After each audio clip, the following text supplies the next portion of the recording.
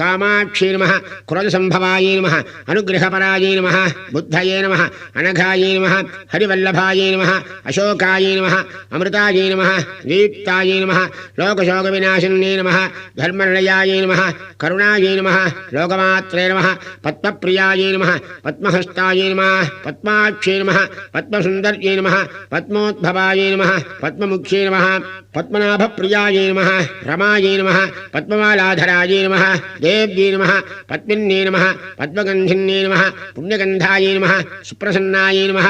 प्रसादाभिमुख्यै नमः प्रभायै नमः चन्द्रवदनायै नमः चन्द्रायै नमः चन्द्रसहोदर्यै नमः चतुर्भुजायै नमः चन्द्ररूपायै नमः इन्दिरायै नमः इन्दुशीतलायै नमः आह्लादजनन्यै नमः पुष्टै नमः शिवायै नमः शिवगर्यै नमः सत्यै नमः विमलायै नमः विश्वजनन्यै नमः पुष्टै नमः दारिद्र्यनाशिन्यै नमः प्रीतिपुष्करण्यै नमः शान्तायै नमः शुक्लमाल्याम्बरायै नमः श्रियै नमः भास्कर्यै नमः बिल्वलनयायै नमः वरारोहायै नमः यशस्विन्यै नमः वसुन्धरायै नमः उदाराङ्गायै नमः हरिण्यै नमः हेममालिन्यै नमः धनधान्यकर्यै नमः सिद्धये नमः तृणसौम्यायै नमः शुभप्रदायै नमः निरुपवेश्मगदानन्दायै नमः वरलक्ष्मी नमः वसुप्रदायै नमः शुभायै नमः हिरण्यप्राकारायै नमः